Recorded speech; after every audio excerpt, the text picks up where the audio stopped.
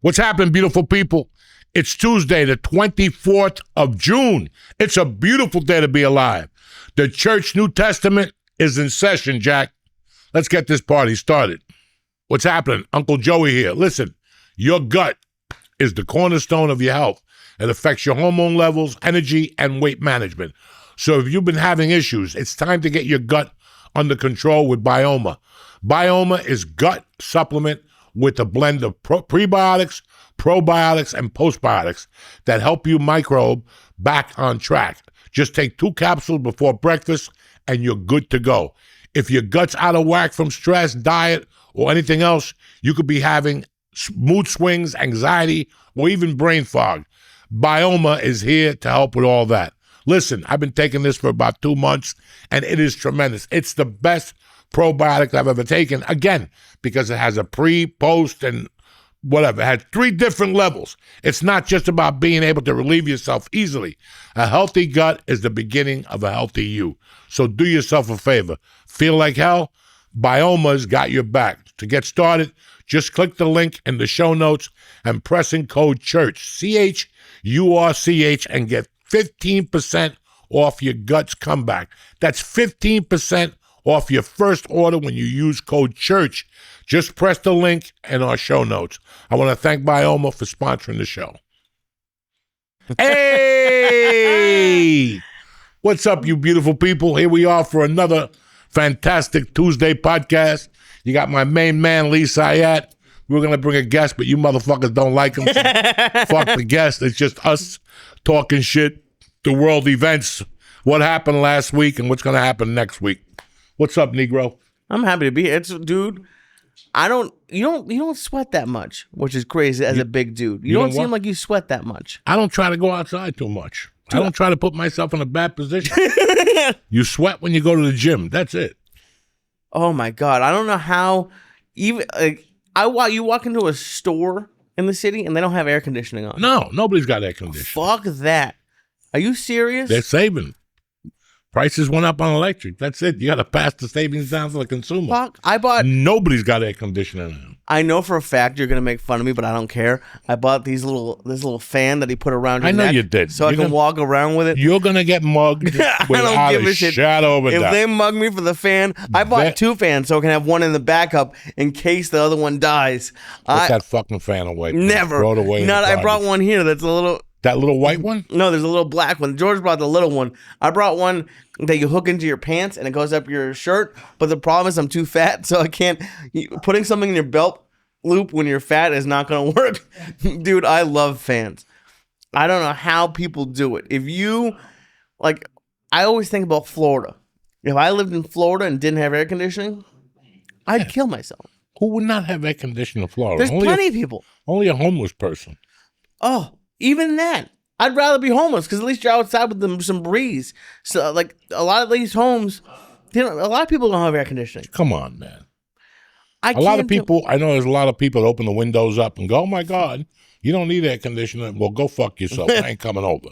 You need air conditioning. There's some times in the summer where you need fucking air. I don't like being uncomfortable. No. And that's what heat makes you, uncomfortable. Like something ain't right. You're sitting there, baseball games in July. Fuck you. Fuck you. August, in the heat of fucking August, sit there and get burnt by the sun. That's not for me, man. You make all those mistakes, and then you go, that's it. It's not for me. I don't want to sit out there. It's like going to a Jet game in November. It's not bad enough they're going to lose, but then I got to freeze my ass off. I know. The other day, one of the Florentine brothers, fucking June. This motherfucker's already got tickets for December 13th, Miami against the Jets. Are you going? Not at all. Look at the date. Look at the fucking date. There's no way I'm going there. And I'm not sitting in the stands at a fucking Jet or fucking Giant or whatever game. I got to sit somewhere where I'm not going to be bothered. If not, it's going to be a fucking nightmare. So, dude, do you remember? I remember when I was a kid, I went to where the Patriots play and they had, the bleachers used to be just metal benches. Long metal benches. Those in the summer, fuck you. And I don't know, because we have a lot of chubby listeners. So, I know they get it. But, I hate, whenever a skinny person tells me that they're fine, I piss it. That's when you know me, I don't really get angry that much. That's when I get fucking angry.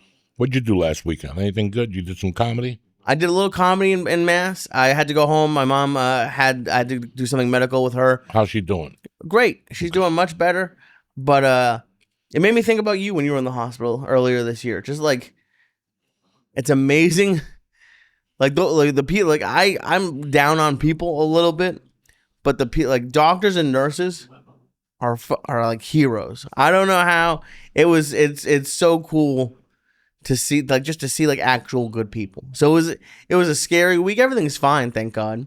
But it was just, you know, when you gotta go through tests, and she ended up having to spend the night. But it was a real good experience. You know, I was getting the set list ready, and I was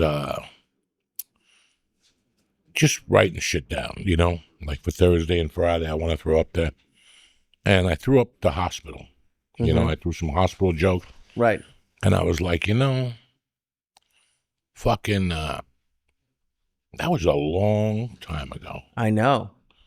March, April, May, June. That was 4 months ago. George, sit down, please. Sit down. You're making me nervous. And you were like you said, every once a month for a week, and it was like you weren't even really feeling better when you got out of the hospital. No, I was feeling good enough to go home, but not. And I thought I would get better over the days, but it was fucked up when I look at it. Fucked up when I think about it. Fucked up what happened, and it happens in life. I can't get angry. No. It could have been a lot worse. I could have been in the hospital for 3 months. Thank God it was just,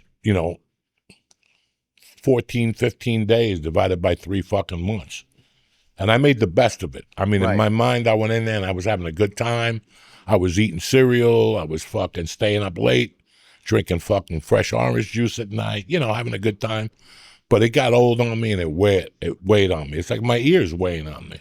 This has been since last fucking October. And they're still not, So now, thank God, I got one of the girls on my daughter's softball team. He's a plastic surgeon. And he asked me, what's wrong with your fucking ear? And I showed him. He goes, why didn't they do this, and this? I don't know. I don't fucking know. And he's like, all right, come in to see me next week. I'm going to do all this shit. And then I want you to, he goes, I'm going to be working at the hospital. And I want you to come into emergency room.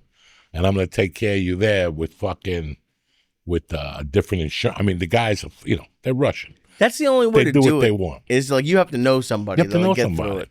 And, I'm happy that I feel a lot better now. I have worked very fucking hard since April. I mean, since I got out of the hospital, I wrote some shit down. I made my decisions about some stuff. And I have stuck very tight to that plan, like just to the T. Like I've hit the goals every week that I want to, food-wise, weight-wise, workout-wise, So you only could wish for the best. You can, but it's also like, as you get older, it's going to happen no matter what you do. Listen, we were having a talk before the podcast started about stand-up. Mm-hmm. How you get frustrated with stand-up. You know when you get frustrated? What? When you pop your head up, like what comes out on February 3rd? What's that animal that comes out? And the groundhog, yeah. The groundhog. The only time you get depressed in comedy is when you pop your head up to look around. Okay. Think about that. When your head is under that, when you're barreling through a tunnel, you're not depressed because you're working. You're making the best of it, okay? You put your head down. When you have a situation in your life, whether it's stand-up, health, whatever, you put your head down and go, this is what needs to be done, I can't stay up till 2 a.m. watching a movie I already watched 8 times. Right. That's what I do. That's all I do.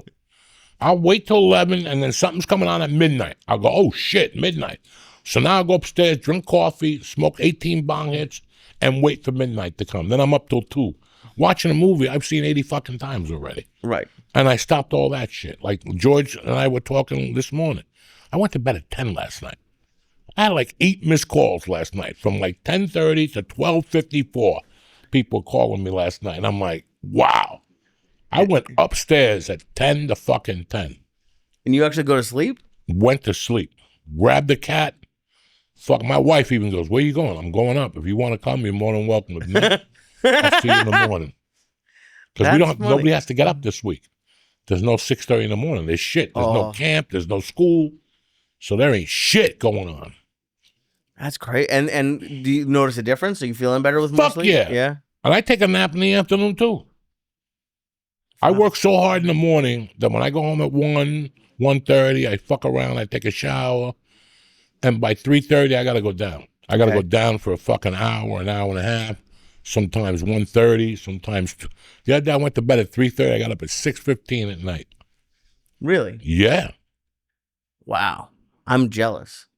And you seem a lot calmer, and you seem like at peace, which is nice. Why? I don't have anything to fucking, I don't let nothing break my balls like I used to. Why do you think you used to? I answer it. I answer back now, and I go, no, I'm not doing that shit no more. Because I was putting everything before your health. Not really everything. But if some motherfucker calls me and says, you need to talk at 11:30, I'll cancel jiu-jitsu over that. And then it's a 10-minute call. It's a waste of my time. So nobody cancels my workout sessions no more. There's a program. I got to do something from Monday to Friday. Saturday and Sunday, I take the fuck off. I eat what I want. I still drink a lot of water. That's the fucking key. Water, sleep, rest, and I have as funny as it is, I have a stress thing on my Whoop. Okay. And it tells you throughout the day when you have stress. Does it alert you? Yeah. It has a high, medium, and low alert. And it's weird.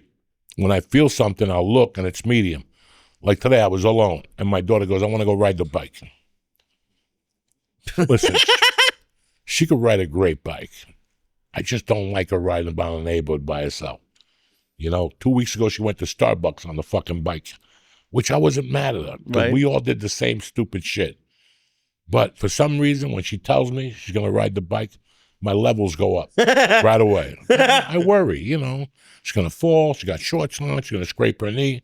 And then I go, fuck it. That's how I learned. I know. I was shocked. You got to scrape your fucking knee, And little things, like when people call me to go to New York City for something, that puts my stress level high. Just the fact that they invite you? No, they'll just call and go, hey, you want to do a podcast? And I'm like, not really, but I tell them this will be like the 18th time. I go, no. But it's because why would I want to do a podcast right now? What is the sense of me doing a podcast? Right. I have no reason to do a fucking podcast. I come up, I'm happy that we get to do our podcast. We get to chit-chat, eat some food, and we go home. That's it. I don't want to drive into the city and start doing 15 podcasts a week for no reason. For no reason. I'm not promoting anything. I got nothing new to say. Nothing has happened except I'm getting older.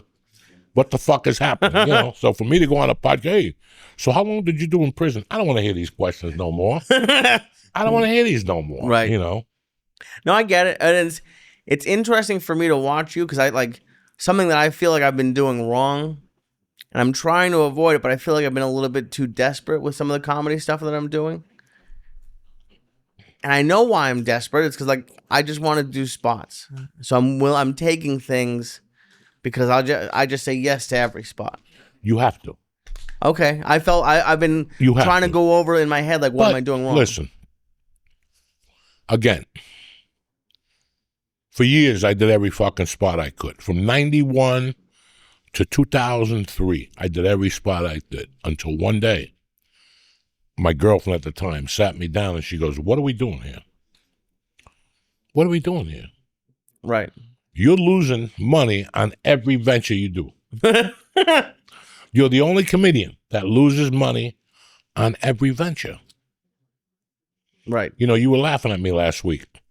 I figured out in my head that if I took a bus to local gigs, I saved $300, $200, and that's more money for me to snort coke.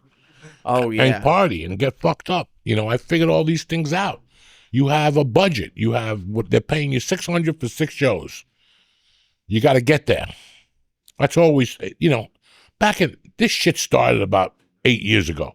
Before that, everything was $200, $240, $280. You know what I'm flights, saying? Yeah. Everything was $280, $249.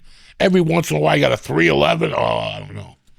But, so right there, you're getting $400 and $250 is out the window. You're left with $350. Unless you fucking eat sardines out of a can, with crackers and live in a corner, Right. with a heater or no heater or whatever the fuck you're going to do. Doing comedy is very fucking rough on the mind. You're not making any money. Your friends that are 30 have Lamborghinis or whatever the fuck they got, and you're still driving a little Toyota with a missing bumper, and you have a dream. You have a dream, and you believe in yourself. So that belief has to take you all the way to the top. Like, you got to believe that the reason you don't do... Listen, man, the biggest thing about stand-up or any other thing, when you become a doctor, you go to fucking 4 years of college, 3 years of medical school, a year residency, another 6 months here. You're doing all this shit, but when the smoke clears, you're making $400,000 a year. Right. When the smoke clears. When those kids go to become a doctor, they're fucking scared. That's hard. That's harder than what we do, studying and emergency room and taking a pencil out of the kid's eye. All this shit's scary, right? Right. But there's a payoff. So in your mind, there's so many things you could do. Like, I remember one time, towards the end, this was like one of the only arguments I ever gotten with Ralphie May. There was a couple of weeks there that he would tell you something, he'll see you in an hour, and it's 6 hours later. And one day I said something to him. I go, Ralphie, you got to knock it. And at that time, I had nothing going on compared to him. And I said, dog, when you tell me 1 o'clock, 1:30, that works. But this 5 hour late shit, that doesn't work. And I told him, I go, I got time. My time is valuable. And he goes, not as valuable as mine. I go, but if you're sitting on your fucking ass for 4 hours, then you got no time. Right. Your time is nothing. And, it was like a little argument. We made up, whatever. But he told me 2 weeks later, he goes, you were right. Time is important. So if you're wasting your fucking time and your sacrifice, that's why I said that to you a couple of weeks ago. I love you to death. You ain't got time to go to movies on a Saturday night. I don't give a fuck if it's Mission Impossible. And that's the big thing with your situation, the relationship. Now you're in a relationship. And now you got to give her some and give yourself some. And maintain your fucking sanity. Because they're going to come at you every night. You're going to go out again? But there's a sporting event. I don't give a fuck. Because they don't understand that you don't give a fuck. Like, I did not give a fuck about what was on TV. I did not give a fuck about your fucking family. I didn't give a fuck. I gave a fuck about making something out of my life. Right. So I don't have time. I don't have that time. And that's what I did this weekend, because I don't have that time that you're looking for. Right. And people, Thursday night I went out with some friends of mine, and I bumped into this friend of mine, and she was there with her boyfriend, and we were talking, and she goes, when you got divorced, how long did it take you to get remarried? And I go, it took me 9 years to get a girlfriend, and another 9 years to marry her. And she goes, why did you do that? And I go, because I didn't want to push my luggage on people. I had tons of luggage, A, and B, my principles were not going to be the same as yours. I had an affair with somebody that came over, we did coke, we fucked. The next day, they're gone. Right. I got comedy to do. I don't give a fuck about what's on your mind or what's on your friend's mind. And there's people that can't handle it around you. It's very rough on the people around you. Like, one of the reasons I got into comedy was not to go to weddings. Straight up. I don't have 6 hours to waste at a fucking wedding. I don't. And I don't want to go to a fucking wedding. And if you call me with a wedding, I'm going to tell you it's not going to work. And now I live like trickled, because all these people are going to get married and they're like, well, are you going to come? Not really. And they think I'm goofing. Right. Like, they think I'm joking around. Like, I'm not joking. I'll send you 500, 1,000. Whatever number you tell me, I'll send you. So I don't have to sit there for 3 hours and bang on the glass or all that dumb shit. I just don't like it. Right. I sacrificed a lot. Now, in my heart, I like weddings. But I had to convince myself I didn't like weddings. I had to convince myself that I didn't like half the shit that people were doing, so I didn't involve myself in them. I only had one thing to do. 2 things. 3 things. Snort coke, do comedy, and get my dick sucked. That was on my list every morning. That was my list. Do stand-up, snort coke, get your dick sucked, try, whatever. That was on the agenda on the fucking road. I didn't give a fuck about your problems. I don't care about your fucking cat. It's a fucking state of mind. And that, yeah, it's hard. It's hard, and it's hard to like get out of, like, for me, it's very hard to get out of my comfort zone. And I know, like, on Saturday night, I didn't have anything booked, and I went to 2 clubs there's nothing I hate more than hanging out. Gotta hang. I feel like such an asshole. I feel like no one wants me there. Not because I'm not funny, but like if I don't have, like, what, I'm just gonna sit around like with my just clap when people go on stage. Yeah, that's what I did. You watch. You sit there. You get a beer and you watch, and you don't have to say a word as long as somebody sees you. Walk in and walk out, so you're not out of mind. Mm-hmm. You're never out of mind. You're always there. And on Monday, they all get a fucking text or whatever's in now with your avails. Monday at 9 o'clock. I don't wake up till 11. Well, it's Monday in my world. You're waking up when I send you that fucking text. Right. Or that email. That's how your mentality is, you know. This is your life. This is your career. I love people who have careers and then I'm going to Bimini for a week. Where'd that come from? What are you talking about? Right. You just got this started. Yeah, but I planned this way before, then cancel it. People don't think like that. They don't want to think like that. Then they'll cry to you a year later. They don't have money. They don't know what's going on. Well, you went to Bimini. Go to fucking Bimini now. Go jump up and down in fucking Bimini. Do you ever think about, like, because it might be weird for you. Like, let's say you didn't have that coke problem. Do you think you would have done more in comedy? Oh, probably. Because it's all like, but also like a lot of the coke stories turned into like a lot of funny material. You know, because I turned them into funny material, but they weren't fucking funny. They weren't fucking funny, okay? These stories are not funny. Really? They're sad, but we know how to make them funny. They're sad. You're telling people about stories about your addiction, this crazy shit that you did to get high, whether it was going in the toilet and scraping the sides and licking it, you know. It's tough. Listen, man, it's very tough to podcast, and it's very tough to be vulnerable in front of people. Mm-hmm. You know, like for years, I didn't talk about doing coke on stage. And then one day I said, fuck it, why not? Right. And I started pulling in a different audience. Now I knew, you know what I'm saying? When I did that thing with my mouth, nobody did that before. Oh, there? Yeah, nobody did that before. Nobody. I never seen anybody do that shit on stage. Not even Richard Pryor. So talk about jawing, you know, like your jaw effect. It was just so many fucking things that I did not want to talk about. But to become a good comic, you needed to talk about those things. You need to let people know you're like them. Why didn't you want to talk about them? I was embarrassed. Why wouldn't I? Who would want to tell these stories? You fingered somebody and she had a yeast infection and your hands smelled like Newark for a month. You know, who wants to hear this shit? Nobody wants to hear this shit, but it's what made you. It's what made you who you are today. Right. I'm out of my tits. Everybody knows that. I'm fucking crazy. I control it, but I'm out of my fucking tits. You know what I'm saying? It's funny that you know that, like, at least listen, you're like, if you don't know you're crazy, you got mental problems. When you parade yourself and you're like, there's nothing wrong with me.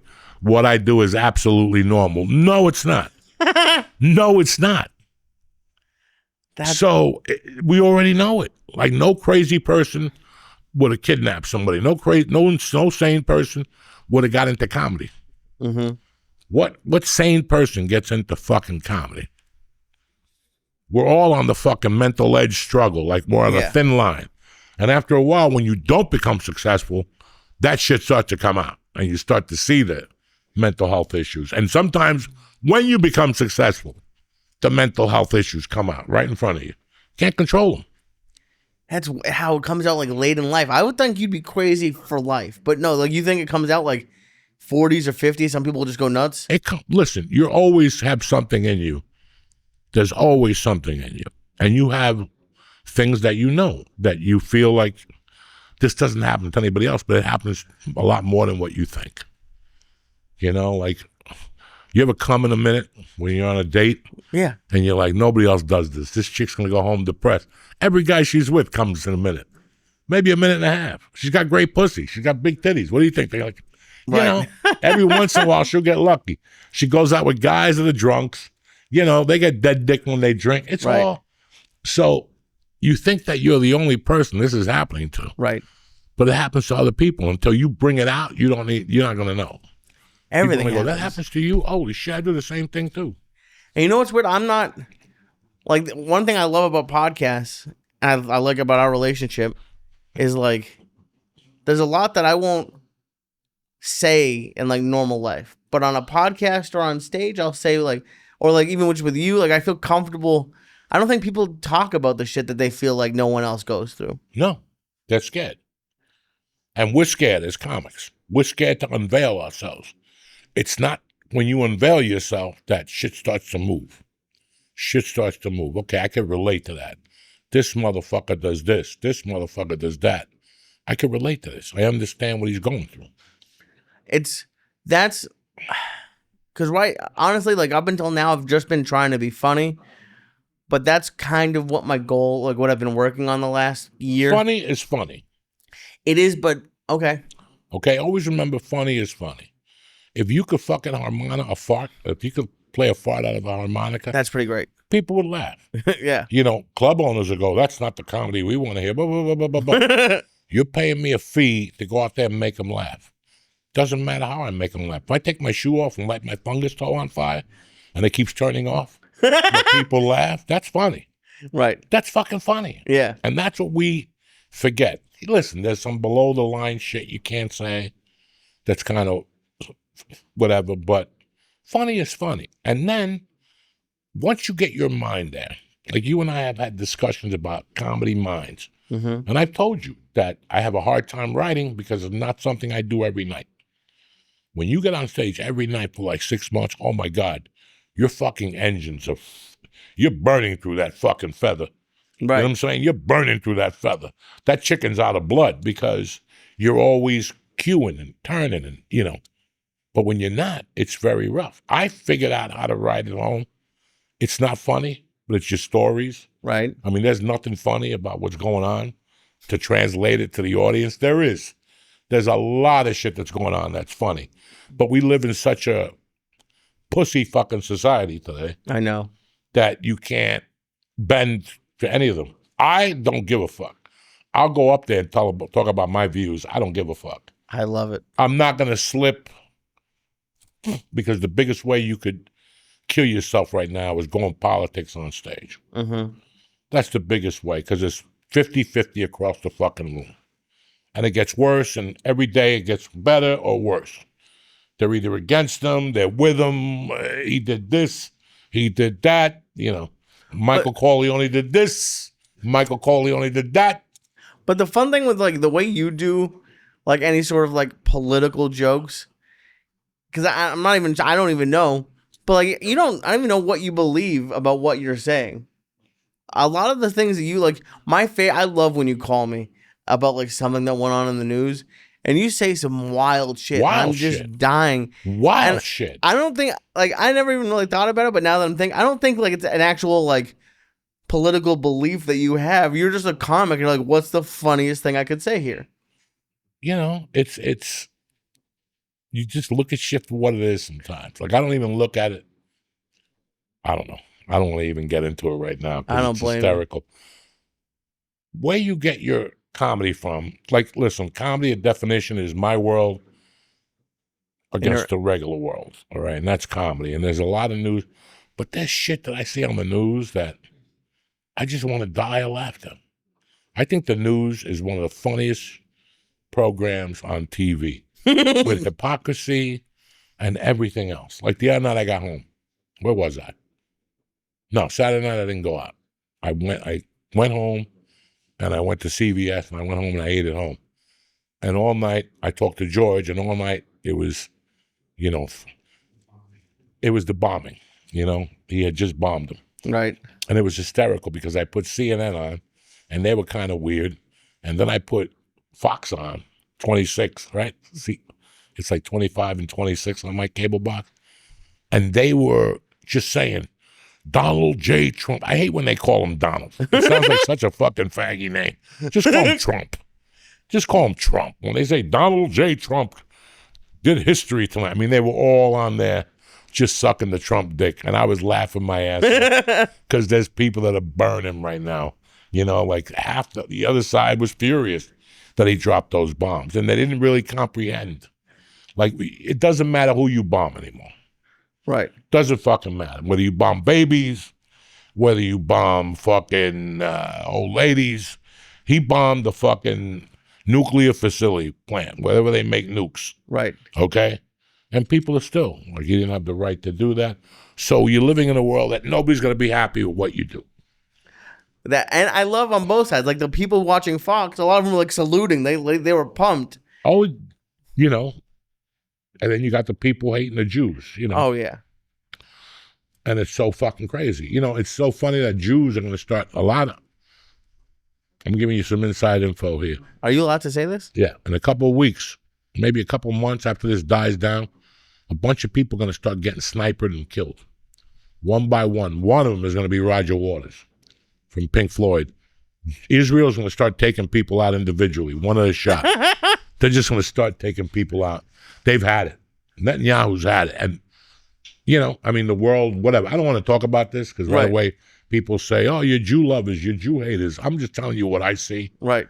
Netanyahu's on a fucking roll now. So anybody who's talking shit is going to get fucking shot in the head. How do you think they're going to do it? After poison, blow darts. You know, they just blew people up with pages. You never fucking know. You never fucking know. The CIA is still trying to blow Fidel Castro with a cigar. With a fucking cigar. And the Jews figured out how to kill people with a fucking pager. You know, so I don't know how they're going to do it. But you figure it's going to get a lot worse before it gets better. We were going to New York for the 4th of July. I don't think we're doing it now. No. Who knows what's going to happen? Who knows what idiot's going to be running out there, jumping up and down in New York. You know, there's fireworks that day, so you can't hear shit. Right. Oh, you can't hear shit. So there's a bombing. They might bomb Lincoln Tunnel. Who knows? Like you said, New York is a haven for fucking Jews. Oh, yeah. There's 1 million Jews in New York, and it's one-stop shopping. They already have, like, cells that are getting together. And what these people do, I watched it on 60 Minutes last night. What these people do is they just gather information about structure, buildings, places to hit, holidays. Jews are doing this, or people against Jews? People against Jews. Iran has... Probably. Yeah, like they intel? have all that okay. shit. Yeah. So, like I said, I don't like talking politics. I just repeat what I hear because I'm a fucking idiot. But I know as of this afternoon, they bombed. They tried to bomb American Air Force bases. Qatar, whatever. In Qatar, yeah. He said, everybody said, if they retaliate, it's all over. They're going to become a parking lot.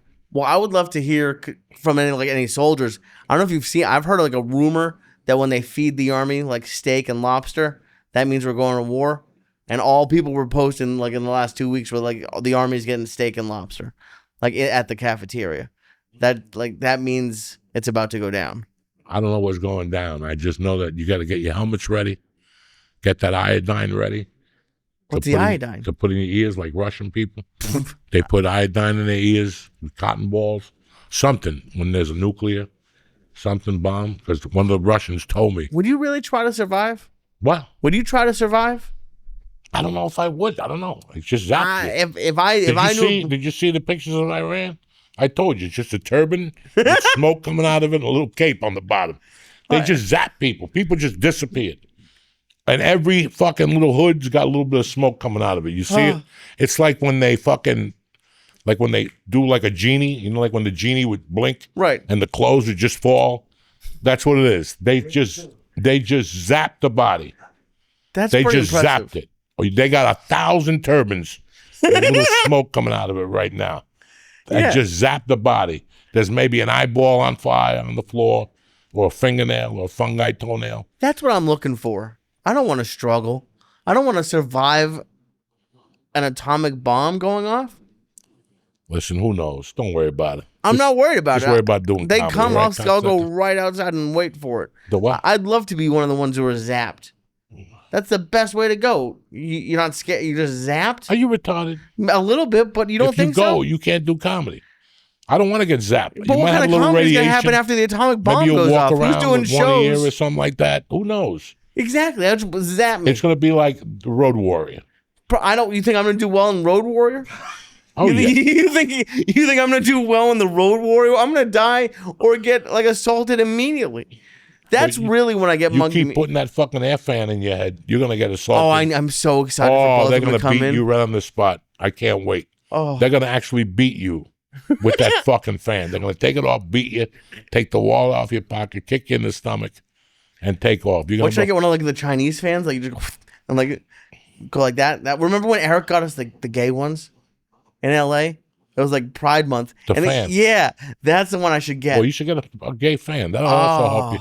That would have been what? At least you'll get your dick sucked too. You get a little gay fan.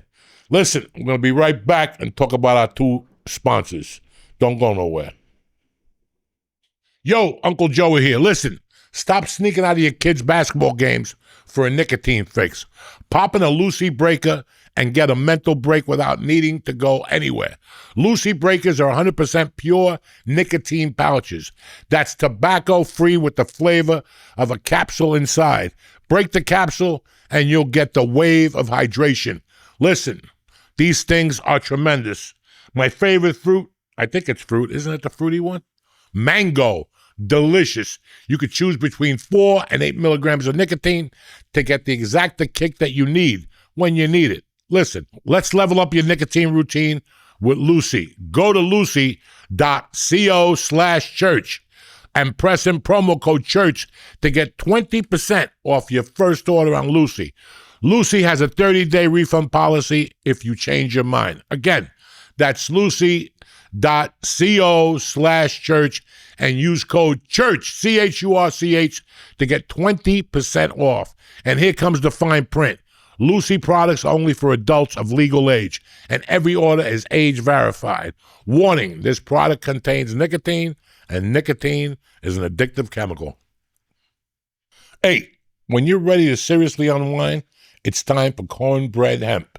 Cornbread Hemp's CBD gummies are created to help you feel better, whether it's stress, discomfort, or you just need to relax. Cornbread Hemp only uses the best part of the hemp plant, the flower, so you're getting the purest, most potent CBD. I love these things. All their products are third-party tested, so you know you can trust them, and everything is USDA organic to ensure safety and purity. Right now, church fans can get 30% off your first order.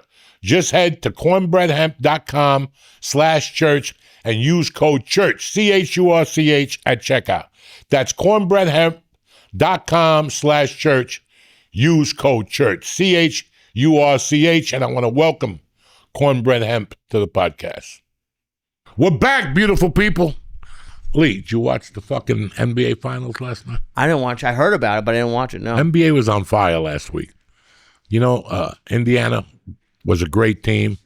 I bet them to win the series. I lost. It was just $25 to win 100 and a quarter, 150. I really liked him, but the way that kid went down last night was fucking sad. I heard he blew his Achilles or something. Yeah, and I was just telling my wife, I didn't know it was his Achilles.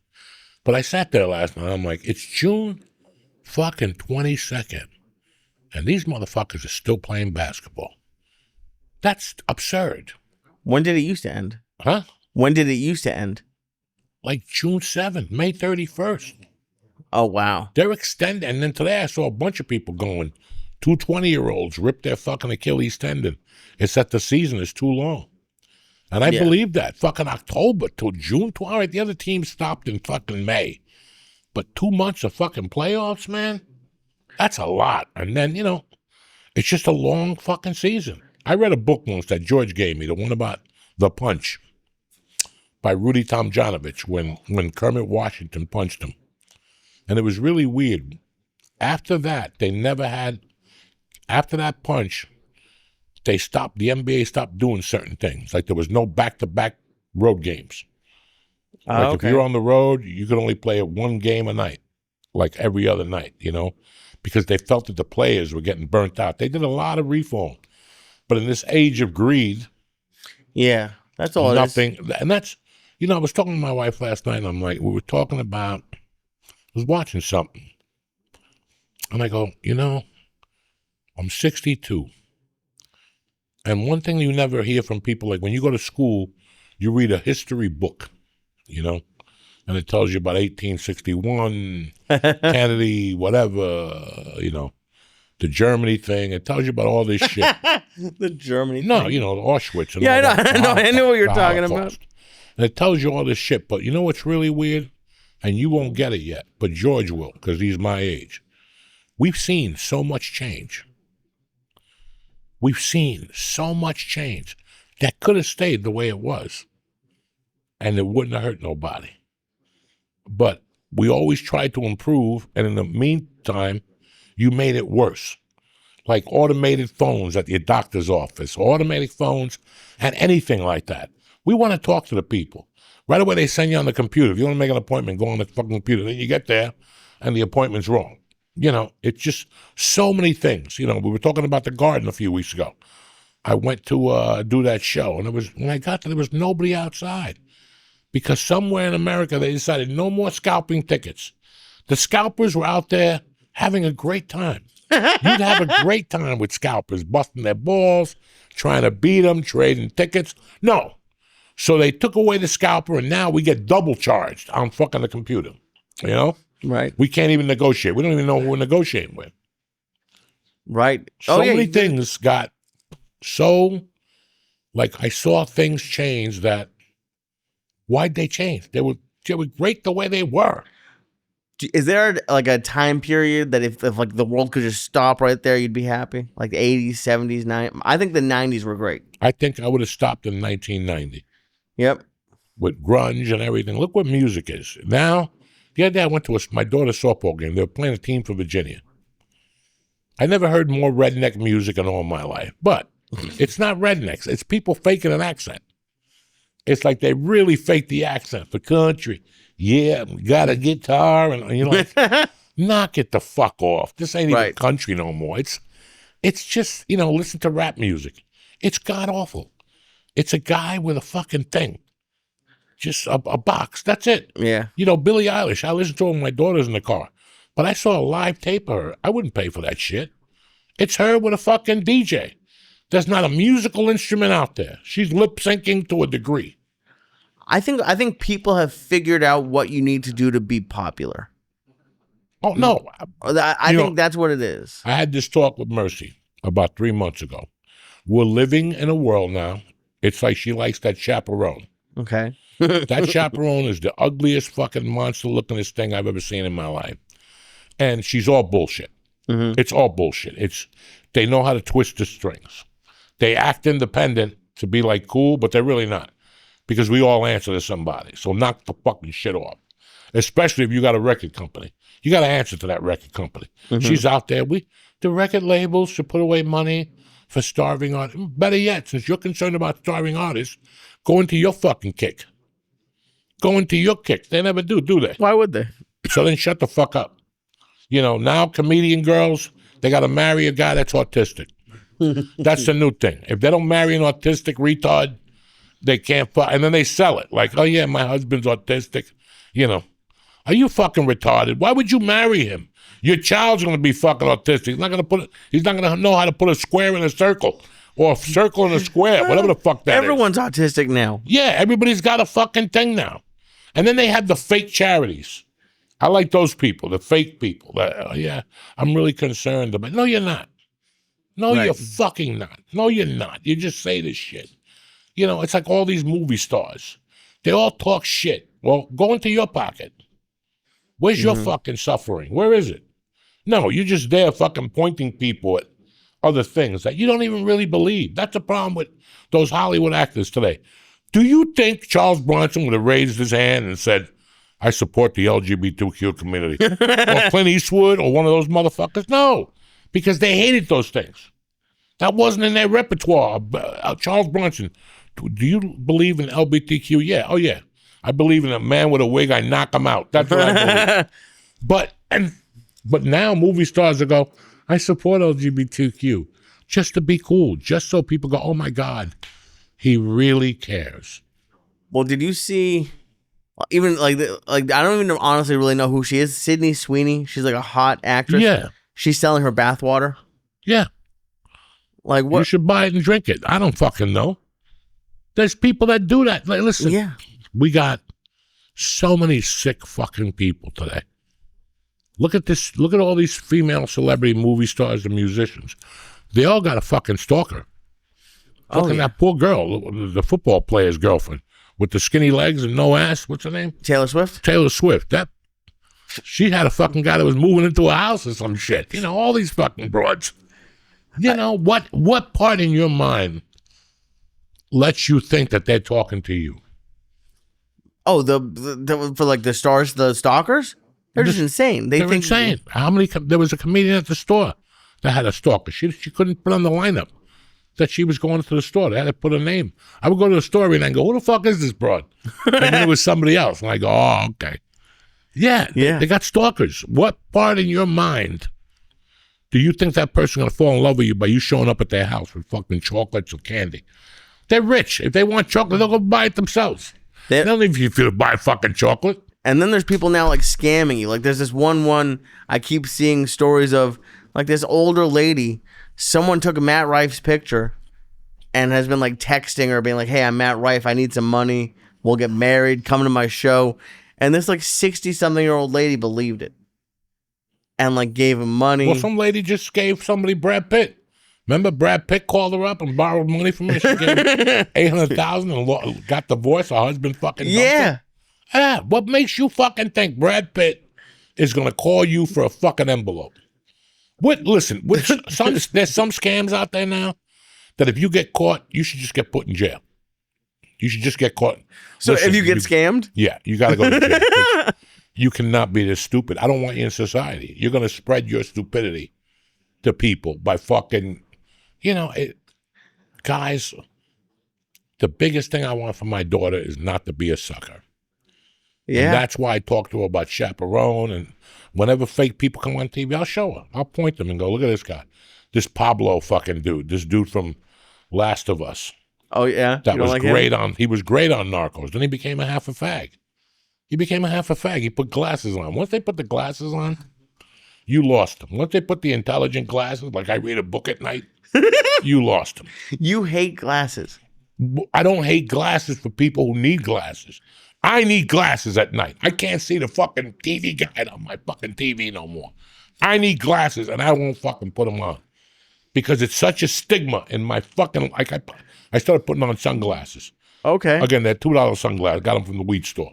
I'm not going to pay $800 for a Ray-Ban. Look at me with a Ray-Ban. Then you lose those fucking things. Like I know. So you buy $2 glasses, and you put them on. But I'm not going to go to the store and buy, look at me, intelligent glasses to put them on at night to look like fucking Dr. Doolittle. That's never going to fucking happen in my world. I'd love to hear. Tom Segura, all those motherfuckers with their glasses. Once you put glasses on, you lose yourself. You lost who you were. You just wanted to go for the intelligent look, like I need them. No, you don't need them. There's 1,000 pair of glasses you could get. You ever see a Japanese guy with stupid fucking glasses on? No, they wear the coolest motherfucking Yakuza, thin shades and shit. But you got to be fucking Johnny. What they do is they get the weirdest looking glasses to put it on so they stand out. Right. Like, God forbid, there's the one guy that's got like the colored ones, the big frames, like the bag that he is. That's just. So how, what would your sentence be? Like, if you saw someone wearing those glasses, how long do they have to go to stupid jail for? Depends what they wear them for. What if they don't even have the lenses? It's just glass, just to, it's a fashion statement. Yeah, then they need to get put under the jail and beat up. That's what half these people need. They need to go to prison or county jail, and for some guy to walk up to them and go, "What's up with those glasses?" And for them just to get smacked, and the glasses fall off, and the one lens breaks, and you're holding on to your eye. You'll never put those glasses on again. No. Because finally somebody but in L.A., you put those glasses on, and people are like, "Oh, we love your glasses." "Oh, yeah, I got them on sale." "No, you didn't. You paid $800 for them, you fucking sucker." I love when they have, you can tell they have 40 pairs, they match the glasses with the shoes, with the shirt. That's my favorite. I think I broke you. Man, I'm happy Trump's in office because I know if we had a weak president, if I was a country, it would take me a week to get through these fucking assholes. It would take me a week to get through all these assholes we got walking around. Between the tattooed, bald-headed guys, on steroids. I think they're fucking, to the faggies with the tight fucking pants, and to the other sets of faggies with the blue suits and the brown shoes, like brown and blue ever fucking matched before. There's just so many people that live for an identity. I Okay, took the bus. Everybody's dying for an identity. You could go anywhere now on a Friday and Saturday. What do they got at a restaurant? A board for you to take pictures. Oh yeah. For you to take, like you're at a VIP dance. So you could actually take them and like, look at me, we're on the walkway. What do they call that? The red carpet? The red carpet or whatever, the blue carpet or whatever the fuck, Everybody wants to be a celebrity. And it's fucking, because I'm a half a pseudo fucking felon celebrity and I fucking hate it. Oh, I yeah. fucking hate it. Dude, there's places in New York that are just open for you to go take selfies in. And you can pay it by the picture. I don't. It's in the Lower East Side. There's a couple places that if you walk by, I do mics and shows down there. It's just they have like little sets and props you can use, and it's like there's lines out the door. Because that's the new world. People want to take selfies in front of. God forbid they can't take a selfie in front of the theater they just sold out. Right on Sunday mornings, look at Instagram. Right. With the flashlights behind with them. The lights. We know. Right. We know already. Show me you saving a cat, giving it mouth to mouth on the street. I'll love you more. What do they say in sports? Act like you've been there before or something? Yeah. It's Lee, and it is social media. But I could put on so many skull caps and get so many tattoos on my neck and get black nail polish and smoke and do videos all day long. And people are buying the image. Oh, man, he looks cool. Yeah. Let's go see him. He's got a tattoo of a dragon on his neck. They don't even care about your material. No. So, social media, the image thing, people buy into image now. They don't buy into character. They don't look at that person and go, look at that person trying just a little bit too hard. I'm going to stay away from that motherfucker. There's something that's not right. He's trying just a little too hard. It's really... I have no clothes. Do you know that? What do you mean? I'm not ashamed to say that. I have no clothes. I have 3 pair of Levi blue jeans. I got a pair of black ones, and I got a pair of Levi Carpenter beige pants. Okay? I have an array of T-shirts. Some people give them to me. Some I buy. The sneakers I buy. I don't buy anything like to be cool. I don't like blame jeans with a rip in the knee. I'm too old for that. You're just too fucking old for that. You just look like a fucking idiot. I just saw a video of Jay-Z. He's worth, what, $200 billion fucking dollars. Still has the fucking Timberland boots with the jeans with a hood on. Well, nobody's cold. You're in France. Everybody's out there with a T-shirt on. You got a black hood on. I mean, there's so many things that people get impressed by. And it's fucking pathetic. Who's the best basketball player on the team, George? The guy without the knee braces on and the elbow braces. Give me the guy with the knee braces on and the leg warmers and the black. This one is black and this one is red and he sucks. And then he goes and sits on the bench. He sucks. He's portalita. That's what Cubans call portalita. What's that mean? That means like everything to get attention, but what he needs to be doing to get attention, he ain't doing. He's hiding it with all this smoke. Mm-hmm. That's why I always say, who are you once all this gets taken out?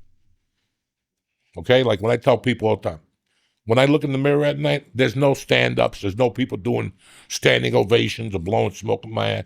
It's just me with my ugly face in that mirror going, damn, you got to do something. You got to do something, okay? And in none of those things have I said, well, maybe I'll dye my hair jet black and put a white streak like Tulsi Gabbard, or maybe I'll put a fucking tattoo on my neck and get the goatee and gray it up and put a little chef hat on so I look kind of cool. Like, look at Joey with a hat on. I don't need that. No. I never thought I needed that. One thing I grabbed from Hudson County when I was growing up was, look at the kids I grew up with. I'll bring you 15 of the kids I grew up with, including George. George is probably one of the only ones with a tattoo. Right. Yeah, that was not big for you guys. We didn't need anything for attention. You know, an earring, a fucking, all that shit was not necessary in my world. It was not necessary. Whenever I see We someone, showed up with dick and heart. And that's it. When you show up with dick and heart, you don't need all those fake accessories. right? They're just to get attention from little fags and, you know, oh my God, I love your shirt. Oh, so cool. You know, it's like when you wear that fucking Nookie shirt on, What shirt? that Wiki shirt on. That Oh, the fucking, Buckies? Yeah, and people come up Listen. to you and go, that's cool. You're like, how old are you? If you're 12 and you tell me I have a Spider-Man shirt on, you tell me it's cool. But now adults are saying that. I like that shit. It's so cool. It's a fucking Minnie Mouse. And you're too much of an adult. The other day I was wrestling with a kid at Jiu-jitsu, and I looked at his foot, and he had a Mickey Mouse on his foot. I stopped him. I go, you're a fucking cop. How do you have Mickey Mouse on your fucking foot, tattooed on your foot? If you're a cop and you're arresting me with sandals on, I'm fucking punching you in the head. You got a fucking Mickey Mouse tattoo on your fucking foot. What tattoos are allowed? None. None? Not When even you like... show up with big dick and heart and character and a set of balls that sling dick, the only tattoo that you should have is one on your chest that says, suck my dick. That's it. That's the only tattoo that's acceptable in my world. Have you told Mercy that? Like, no tattoos? No, she's not going to get one. You don't think so? She would. Then I told her, you can't be buried in the Jew cemetery. I told her if she curses, she can't get into college. And she believed me, so. She still believes you? Yeah. Oh, that's fantastic. That's that's awesome. What else do you have? I love the lies parents tell their kids. Like, do you have anything else? That's fantastic. Yesterday we talked about me smoking pot. Really? Yeah. She goes, I knew before you told me, Dad, in the old house, you would open the door and smoke would be coming out of your lips. And did you thought like you were hiding it the whole time? Because we were driving back from Mount Holly, and I said, "Oh, that's the weed store I was supposed to go to. I missed it today." She's like, "Only my dad would tell me what weed store he goes to." I go, "Yeah, I was going to buy weed for somebody else, not for me." She's like, "Dad, back and forth about honesty and how." I go, "You never seen me smoke. You assumed I smoked. Dad, I smell it. And maybe it's Frank Puma who busted and smoked pot in the fucking garage. I got to talk to him." Right. You know, but you got to like, you know, I'm not, she's got a black boyfriend. Oh, they're actually going out? Oh, shit. She tried to break it to me the other night. I have a chair downstairs, you know, and the couch, you know, but over here, I have a footstool that I don't use as a footstool. I just use it as the remote holders and maybe to hold like a toenail cutter and my remotes and a water or something. When she sits on that thing, it's going to get good. Oh, yeah? Yeah, it's going to get good. So the other night she sat there, and first she was telling me that one of her girlfriends is very racist. That's how we got into the conversation. And I go, is she racist towards black people? She goes, Dad, everybody. She says stuff about Arabs and stuff all the time and Jews. I go, well, and she goes, I'm friends with all of them. I'm tight with Jews, I'm tight with Arabs, and I'm tight with fucking black kids. And I go, really, you know black kids? She goes, yeah, you know, Aubrey this. She tried telling me. And I go, there's a lot of African-Americans in your school. And she goes, Devin. And I go, you really like Devin? She goes, well, I've been talking to him lately. And she goes, he got catfished in Old Bridge by some girl, and he came back running to me. She goes, I was supposed to call him 2 nights in a row, and I never called him. She goes, I had him fucking waiting. Oh, Jesus Christ. And I'm like, that's it. Sweat him out, baby. He's black. Make him walk through the fucking field. You know what I'm saying? Make him walk through that cotton field. Oh, my God. And today when I was leaving, she came down to give me a kiss. And she goes, Dad, I got to go upstairs. I'm talking to Devin. Devin was on the phone on FaceTime. And I go, send Devin my love. And she goes, he loves you too? Holy that is going to be... What do you think about her starting the date? Well, they're fucking 12, okay? He won't even come over to the house. She asked me today if she'd go to a county Monmouth fair with him. They're going to go on a date to the county fair. Oh, shit. Yeah. We have to go and watch. No. Oh, no, what if me with a little fan on? I'll hide. You don't want to watch it all? No, she'll kill you if she sees you watching. Oh, I know. She'll kill you. Listen, man. Then the neighbor said to me, you know, She likes that black kid. And I'm like, first off, he's mixed. He's Irish and black. Let's not just call the fucking guy, Denzel. He's black and Irish. His dad's cool. The mom is really dynamite, good looking. They're kids. And what do you want me to tell them? You can't date a black guy? What do you want me to tell her? She's 12. So you want me to let my asshole beliefs interfere with her beliefs? I can't do that either. And I didn't think you had anything issue with him being black, but just a dude dating your daughter. I know they're 12. They're not dating. They're talking on the phone. If they meet at the mall, my wife goes. Okay. Like last week, a bunch of little boys and little girls went. Friday, they went to Point Pleasant, to Jenkinson's. My wife went, and a bunch of moms. And his mom was there. Wow. They're fucking 12. You're so much calm. I'm nervous. I want to go spy on What him. do you want me to do? I don't know, scare the kid a little bit? No. Come see me again when she's 16. Okay. Okay? And then I'll tell you the other side of that. Okay. But for right now, I can't get in her way. She's just a young kid. And Not she's kidding. just getting to learn all this shit. And, it's interesting. Listen, this is the best thing I've ever done in my life. Being a dad? Yeah, I'm having the best time. Listen, you told me that I've lightened up a lot lately. Mm-hmm. It's 2 reasons. I'm enjoying my life for the first time in a long time, and I went back to jiu-jitsu.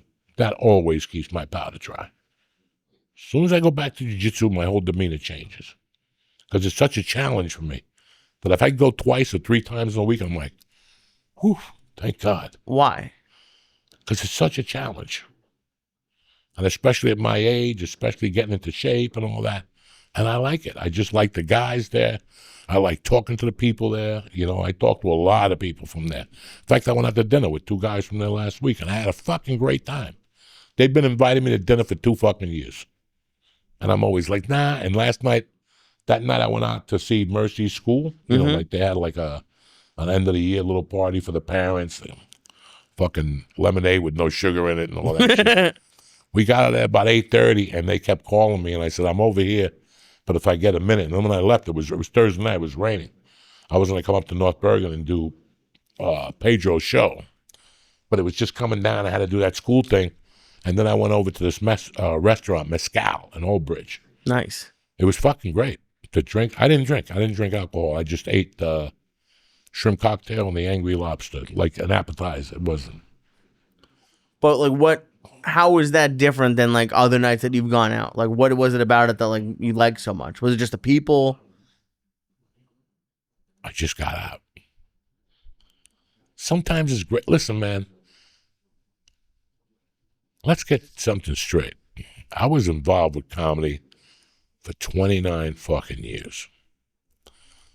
I don't have to tell you that comedy dominates 80% of my conversation.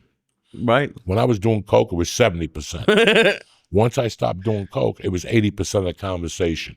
Now it's like 40%. Wow. And I have things I have needs now that regular people have.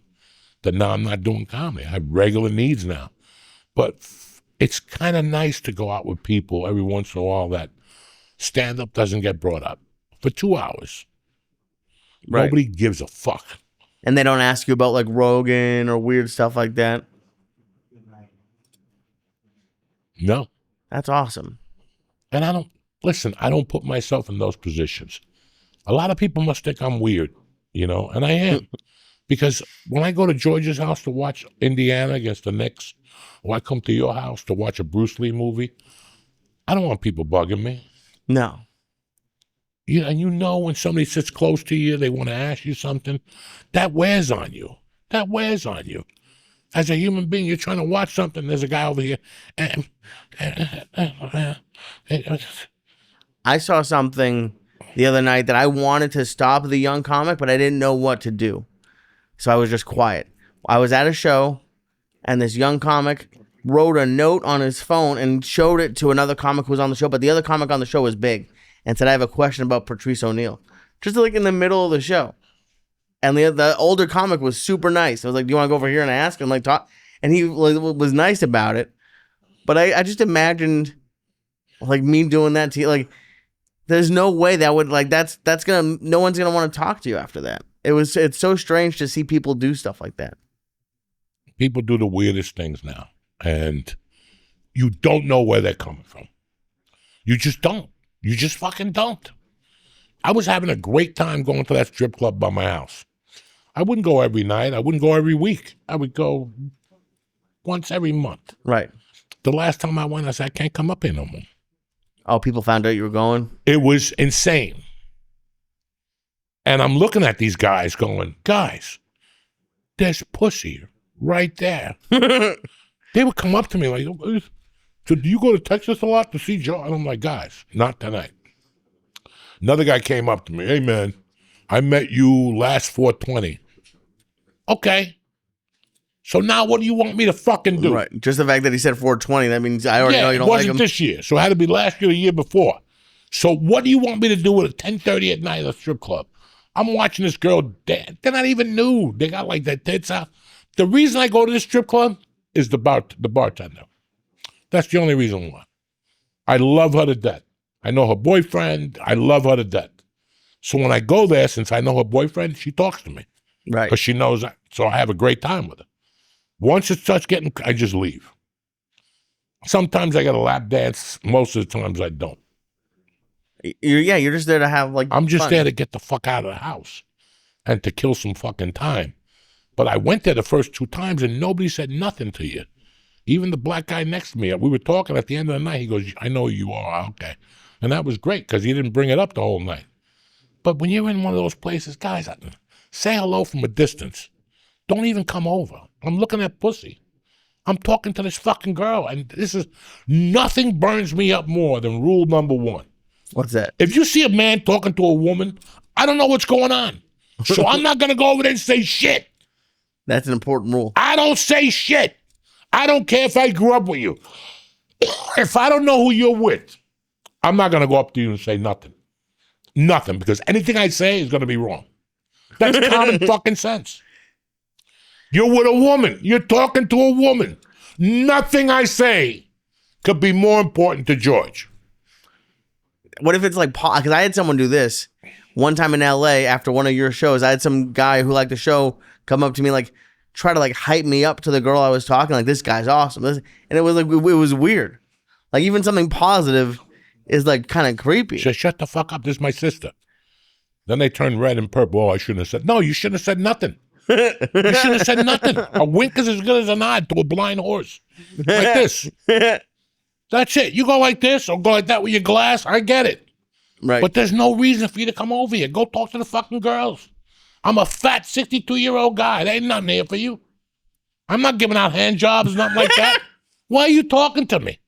It is, I cannot comprehend half this shit no more. It's hard to comprehend. And you sit there and go, wow. Right. The other day I'm in a restaurant with my daughter and my wife eating, and some lady sat at the table. And she goes, I see you here a lot. I never want to bother you. Well, today's not the day. Yeah. Today's not the fucking day. Never. Can you call my friend? Not really. Not right now. You have to wait till I get out of here. And I'll eat one piece an hour until you leave. I'll tell you, yeah, on the way out, I'll take a picture of you. Not even in a million fucking years. I'll take one bite a minute. Put the fork down, look around, make a call till you're sweating me out. I'm not doing it. I'm not in the mood. No. And you would never do that to someone else. No. If I walked into a fucking bar or strip club anywhere and I saw you, George, Nick, any of my friends talking to a woman, if you look at me, I'll wink and keep walking. That's it. There's nothing to say. Now, let me ask you this. What if Eric was talking to a dude? Does that same thing? I wouldn't go over to him either. I don't know the dude or how he's going to fuck him. I don't want to go up to Eric. I'm 62. The guy's going to go, why are you talking to an old man for? Right. You fuck old man? I don't need that shit. Right. I'm the same way about everybody. You talking to a woman, there's nothing for me like that. If you want to come over, that's your prerogative. Right. But I'm never going to go over to you and interrupt you. Hi, I just want to say hi. Don't say anything. Right. What do you think, my life's going to change because you say fucking hi? I don't give a fuck. It's like if I knock on your door and go, hi, I came over to say hi. Who cares? So go fucking milk a cow somewhere, you fuck. And are there any exceptions? Like, what if you walked in and you saw me, like even if it was me or like if I saw you, If I saw you talking to your girlfriend, right? absolutely I'd come over and give you a kiss. Got it. Okay. But a foreign woman that you're talking to at a bar, I'm assuming you're telling her your life story. Right. If not, I'm wrong. If you come over late and go, why didn't you come over? Because you were talking to a woman. She's my attorney. Okay, my bad. Right. But at least I didn't come over. Hey, what's going on here? You know, the people that come up to you, hey, George, you want to do a line of coke? Are you fucking retarded? Right here in front of everybody. And you get those people.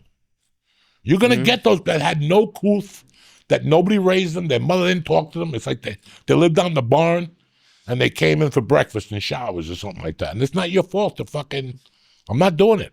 No. I'm not doing it. And that seems like something I'm obsessed with your social jail that you want to put people in.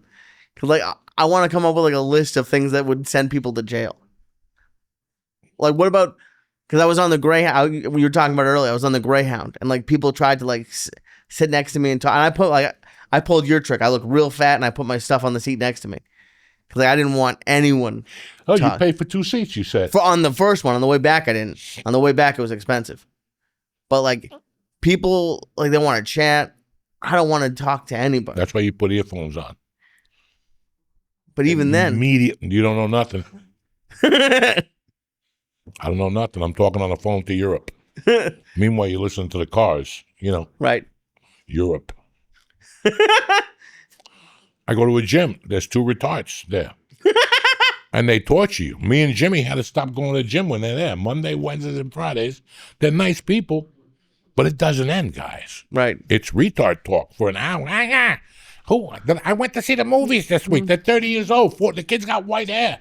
And they go to the movies every week. And we go see Tilo and Tylo. What they go see this week? Lilo and Stitch. Lilo and Stitch. It was great. Oh, my God. She had a good time. You know, I can't. So when I go there now, I put the earphones on.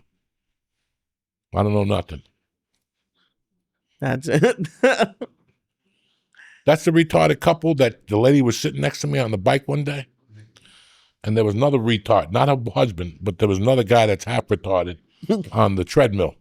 He puts a treadmill like the 14, he runs on it, and he listens to music and he sings along. So one day he was running and he's like, and he like, miss you. You know, like he's singing, I've been what? Miss you. And every time he'd say that, she'd be on the bike looking around. And all of a sudden she'd go, Ma! And he would say, like, without even saying nothing, he would just go, yeah. And she would go, and they started a conversation for like 20 minutes. I watched it. And the guy didn't know. He had earphones on. Oh, she really? He's singing, and she's going, making bird noises to him, like, meep, meep. And she goes, this is fun. And I go, you got to go, lady. You got to go. She's got the little hoof hand. It's the cutest thing in the world, him and her. So I just wear the earphones. I don't let them talk to me no more. I'm a Christian, but enough. I can't, enough. There's one day, even Jesus said, fuck this. One day Jesus got out of the cave and he's like, you know what? I could stay here and keep doing this shit. They ain't going to change. These motherfuckers are never going to change. They're going to kill me again and again and again. And I got to go through this shit every week. Fuck it. I'm going up to heaven. And don't think I'm coming back. They've been waiting 8,000 years for Jesus to come back. Oh. He ain't coming. Why would he? Fuck, especially now with all these fucking gagootzes running around. I love you, motherfuckers. This week we got Thursday, the dojo sold out. And Friday, tell them, Lee. NJ Pack, Newark, like a motherfucker. And you got a Saturday show. Saturday, I got 2 shows. One at the Stand at 6, 8 p.m., Fear City Comedy Club. There you go, motherfuckers. A full lineup. If you go to the dojo, I'll see you Thursday night. If you go to Newark, I'll let you know right now. It's going to be fucking great Friday night. It's going to rain. Bring your scuba gear. I'm doing time until I get electrocuted. I don't give a fuck, Jack. How about you, Lily? Oh, dude, you keep telling me that there's special edibles for Newark. Oh yeah, so I got special. You told me to get a hotel room, and it's like 30 minutes away. Toenail dust. I got one of those fucking drills that go under, like that bomb, the bunker bomb. It goes under the nail now, and it scrapes it out. And I tick my nail over, and a bunch of powder comes out now. It's perfect. I don't have to do nothing. So now I just drill the nail, right, and then I my wife holds the baggie, and I just turn my toe over, and the dust falls. I'm going to shake them up with the edibles. It's going to be fun. It has glitter on it. We got some new mushrooms coming in. They should be in on Thursday. We're ready to go. It's going to be a hell of a night. Don't drive. Don't do nothing. George is going to drive you anyway. Perfect. That's it. George is going to drive you and drop you right off. There's a hotel right across the street. From where? From NJ Pack. Okay. You just Do I have a room or it's just there? It's just there. Go and ask for a You room. go in there and stay in the bathroom. You do what you want. It's like the hotel by your house where the first time I went to your house, Steve Simone brought pizza. You got me so high, I went back and I offered the front desk lady the pizza, and I couldn't go back there. That lady at your hotel hated me. So now I'm gonna go into this hotel in Newark, fucked up out of my head, room for Lee, and there's not gonna be any rooms. Who gives a fuck? It's all about a good time, cocksuckers. I love you. Have a great week, and we'll see you next Tuesday. Tip top motherfucking Magoo. Stay black. Tell him, Lee. Love you. What's happening? Uncle Joey here. Listen, your gut is the cornerstone of your health. It affects your hormone levels, energy, and weight management. So if you've been having issues, it's time to get your gut under control with Bioma. Bioma is gut supplement with a blend of prebiotics, probiotics, and postbiotics that help you microbe back on track. Just take 2 capsules before breakfast and you're good to go. If your gut's out of whack from stress, diet, or anything else, you could be having mood swings, anxiety, or even brain fog. Bioma is here to help with all that. Listen, I've been taking this for about 2 months, and it is tremendous. It's the best probiotic I've ever taken, again, because it has a pre, post, and whatever. It has 3 different levels. It's not just about being able to relieve yourself easily. A healthy gut is the beginning of a healthy you. So do yourself a favor. Feel like hell? Bioma's got your back. To get started, just click the link in the show notes and press in code CHURCH, CHURCH, and get 15% off your guts comeback. That's 15% off your first order when you use code CHURCH. Just press the link in our show notes. I want to thank Bioma for sponsoring the show.